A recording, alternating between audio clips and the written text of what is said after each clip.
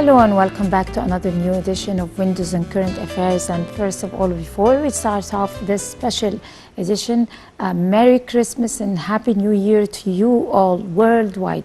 May this year 2021 bring us all the best, bring us all the health, all the wealth, all the happiness and joy to whoever is celebrating, whoever is watching us, whoever is out there and looking forward towards a totally different new year. And of course, may 2021 come with the end of one of the worst pandemics that have come over humanity. Of course, COVID-19 and the wave 2 also. Of course, looking forward to be able to be hopeful that the COVID will end by mid-2021 and everything is going to will be going back to its normal course. Of course, this is wishful thinking, and of course, humanity is going to be able to overcome this hurdle very, very soon, inshallah. We're very delighted to be having with us Dr. Mahmoud Al Halwagy, and he is former director of the Egyptian Museum in Midtown Cairo. And of course, today we're going to be talking about the Egyptian pharaohs and how they celebrated New Year. Of course, there is a pharaoh year that is different, or there is a special year, a different year than the Georgian year we are celebrating, and also different from the Hijri year. We're going to know more in detail first about the pharaonic year and also the festivities of the pharaonic people, because their festivities are magnificent. Of course, as we all know that every festivity, every pharaonic festivity is glamorous in its own right. Good evening, Dr. Al Halwagy. Good evening. Happy New Year to you. Same to you. Wishing you all the best. Thank you so much. Thank you. As we are celebrating today, New Year, and we're on New Year's Eve, and of course we are sitting here talking about the future and everything. We need also to take a flashback at the also in the past, because the past is very rich. And it's one of our forces that would keep us going, especially when the past is the Egyptian pharaohs. Egyptian pharaohs had many stories celebrating their calendar and their new year, the pharaoh year. Talk to us about the pharaonic year. Let's say ancient Egyptian calendar, because pharaoh is a king who is sitting on a throne. Ruling the country, but the civilization based on the Egyptians who built this civilization. So it is better to give the right to the Egyptians who created this civilization. I love to always say ancient Egyptian civilization, ancient Egyptian history, ancient Egyptian culture. Even the foreign scholars, they call it pharaohs or pharaonic. The term pharaoh or pharaon, which comes from the ancient Egyptian word bir'a, this emerged during the New Kingdom, 18th dynasty. So the kings were not called pharaohs until 18th dynasty. So that's why I always say ancient Egyptian civilization. And about the ancient Egyptian calendar, there was a 12 month, but only 3 seasons, not like our recent 4 seasons. They had Akhet and Beret and Shimo. Akhet, which is the flood season, or flood of River Nile, and Beret, which is like winter, or you cannot say winter exactly, but it is the same, like the same time. And it's called Beret because they used to cultivate their lands and put the seeds And then they celebrate Shimu, which is summertime and springtime. Shimu, which still in use up till now, which is Sham Nisim. It was one of the most important festivals celebrated in ancient Egypt. So until now, we're still celebrating the Shimu festival, which is the beginning of the season of spring and summer. The calendar, ancient Egyptian calendar, still in use in our what we call Christian Egyptian Christian calendar, which is originally called Coptic Calendar. And Coptic means Egyptian, does not mean Christian, because we are in Egypt. Egypt is the word Coptic is driven from the word, ancient Egyptian word Hut Kabitah, which is the name of Egypt comes from Hut Kabitah, which became Egyptos, and Copt and Egypt. So we are still using the ancient Egyptian months in our life, and we're still having many of proverbs mentioning the months in ancient Egyptian calendar, like Hatur, which is Hathur, and each month is referring to a specific time of the year, whether it is hot or cold according to the weather. This in briefly we can say that we are the Egyptian still live in ancient tradition, in ancient habits, in ancient customs, and in ancient festivals. The ancient Egyptians, they loved their lifetime, and they served their second time, and they exerted their utmost during their lifetime to serve their second life, because they thought that lifetime is a short period, is a bridge for the eternal life, which is in second life. And during their first life, they were doing their best to satisfy themselves and satisfy the God, to be able to pass their second life to be in the eternal paradise. So the ancient Egyptian life still in our souls, in our activities, in our life, even up till now, recent time, modern times. Right. Egyptians were first to follow the solar calendars, where other nations followed the lunar ones. So talk to us, what is the difference between the two calendars, between the solar one and the lunar one? In fact, the ancient Egyptian divided the year into 365 and a quarter day. This means that each 4 years we have another day, which is like 366. As well as while the lunar calendar is less 11 days less than the solar calendar.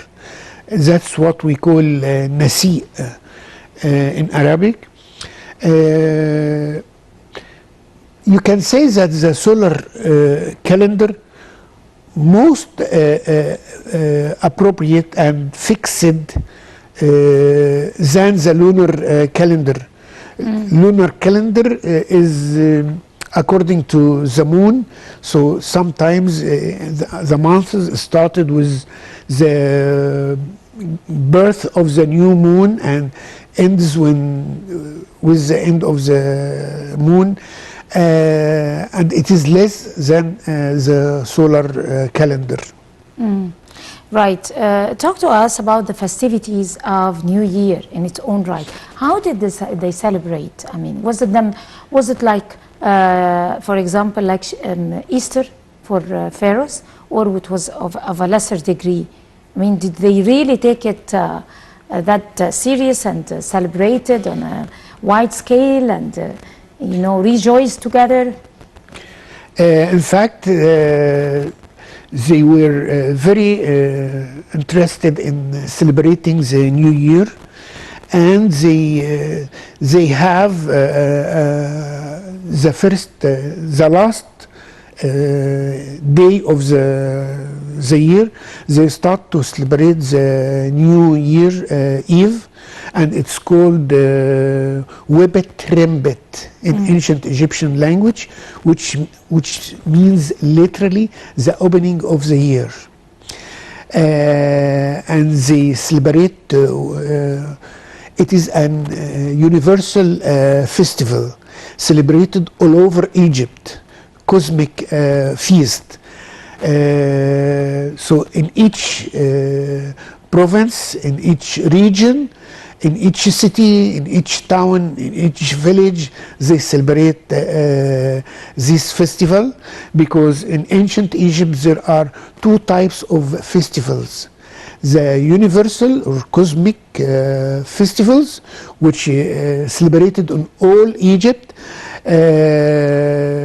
Second type is regional festivals, which is only celebrated in each province. So each province has its own celebrities, festivals, feasts.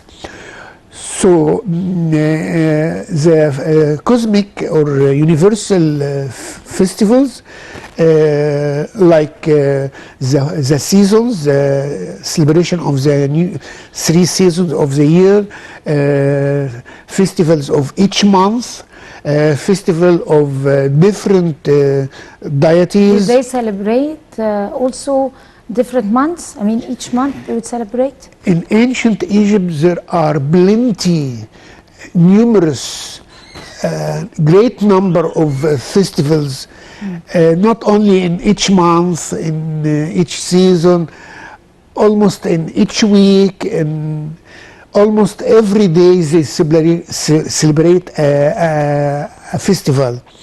And in tombs, we find what's so called like stela or false doors, and the deceased inscribed in his own false door that he is wishing and he loves to receive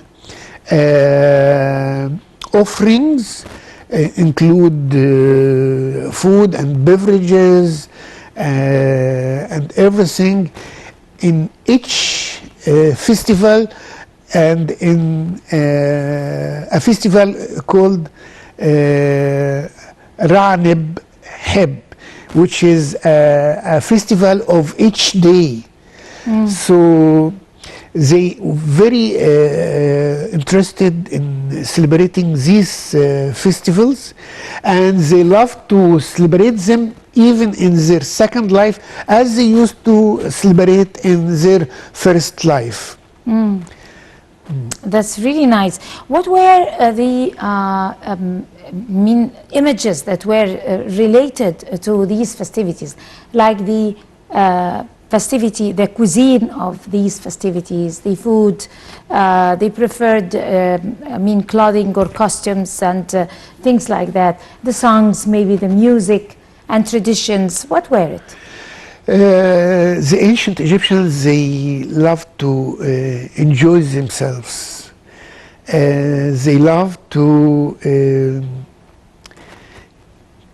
take the chance to enjoy themselves, to celebrate their festivals, and during these festivals they wear new dress, they go out to parks to celebrate, and they gather in groups, in gardens, in parks, in their cities.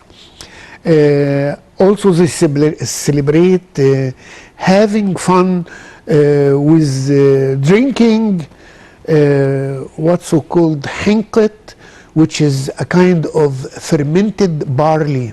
This is the main famous beverage in ancient Egypt. And they used to eat fish, especially salted fish, cakes, bread, vegetables, and all this type of food to having fun with their friends, with their families, with their parents, with their relatives. As a society, was a very, very strong relationship in the ancient Egyptian society through celebrating festivals as a kind of appearance for the strength of the ancient Egyptian society. So festival was a mark for the solidarity of this society. The solidarity of the society, and also celebrating those festivals. Were there certain rituals? Probably were very familiar with the idea that the Egyptian pharaohs were very fond of rituals. So did it have also special rituals at the temples and the things like that? Did it have a certain image of a statue or something, or a goddess or a god, something like this? Yes, they used to.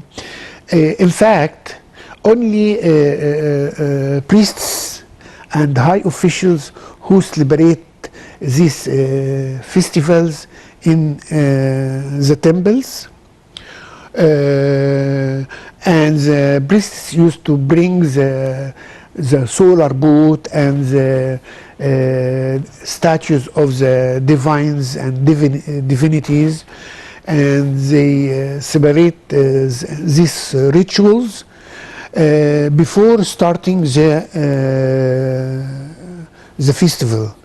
And these rituals as a sign of beginning that the whole Egyptians start to celebrate and enjoy and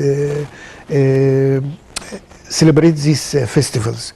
So before starting the celebration, high priests and high officials they do the rituals in the temples.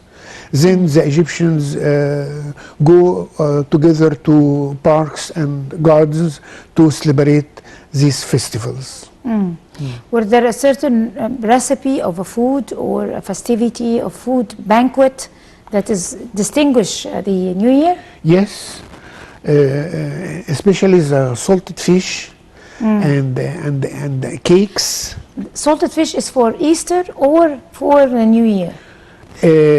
It was used in both for Shimu or Shamanisin, and also for the New Year, because they think that the New Year will bring them happiness, welfare, health, and it will bring them good fortune and good luck.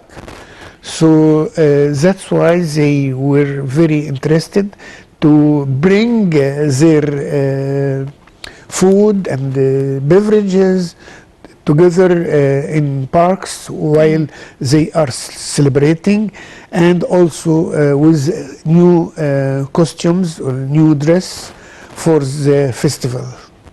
Although Egypt does not follow the Pharaoh calendar or the Egyptian calendar, but it's still used until this very moment in churches and by farmers. Why is that? That's right. Why are farmers using it? Because it is close to the farming seasons, and it is related to the flood. So during the flood, the farmers don't cultivate their lands because the river Nile floods, and the water of the flood covers all the cultivated lands. So it was like free time. So, but at the same time, during flood, they used to go to the capital to serve in the national projects. Like, for example, during the Old Kingdom, in 4th dynasty, in region of King Cheops, the people used to come during the flood time to serve in building the Great Pyramid in Giza, to serve in building the tomb of the king. The king was a representative of God on earth, so everybody is willing to come to help in carrying a stone, or serving in carrying a block of stone to build this pyramid, which was a kind of a national project, because they think, or they believed, that the king will grant them to pass the judgment and to go to the eternal paradise in the hereafter, in the second life after death. That's why it was the flood season was not a free completely, but they used to come to serve in some religious activities and in some governmental activities. This was during the flood season, while in winter time or period, they start to put their seeds in their lands, cultivated land, and they irrigate the lands. So this was inherited habits and customs from ancient Egypt up till now. We celebrate the same, we use this calendar in our life, like farmers, like in churches, like even in our calendars. There is a part for the Coptic calendar, which is ancient Egyptian calendar, and also our Hijra calendar, and the Georgian calendar, the European calendar, which we follow right now, besides the Hijra calendar. But as we know, it came to our knowledge, or most of the people who are interested in Egyptology and the ancient pharaoh history know very well that the calendar and the course of the whole year and months, the pharaoh months and Egyptian calendar is very much following astrology and the stars and everything that is related to astrology. That's right. How is that formed, and how is that linked with the stars, especially that certain stars follow, certain months of the year are following different stars, and they make a lot of sense also. Explain to us this phenomenon. In fact, the ancient Egyptian, they have their calendar based on some specific stars, as you mentioned, and there was a star called Sobed or Sobdet, or what we call Al-Shara al-Yamaniya, and this was a sign for the new year in ancient Egyptian calendar. And each month and each season has a specific sign in stars. This will help the astronomist to assign the different months and different seasons and the new year. So they followed the stars in the sky.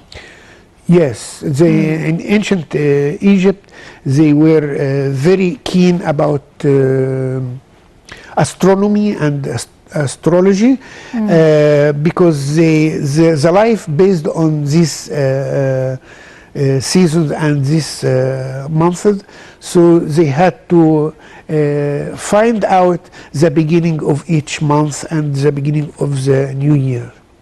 Right. Does that make any sense? Because there were talks that these stars in the sky and the follow of the months to those stars would make some sense, that there would be significance to if this month is going to be a happy one or it's going to be a sad one. They also followed the astronomy and they had the foresight and they predicted things. How did that work?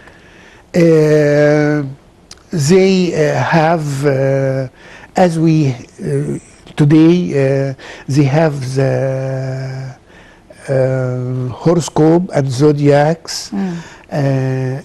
We found in Dendra temple a stela representing all these horoscope and zodiacs, and they were very keen to that each month will bring for them good fortune and good luck and all good wishes.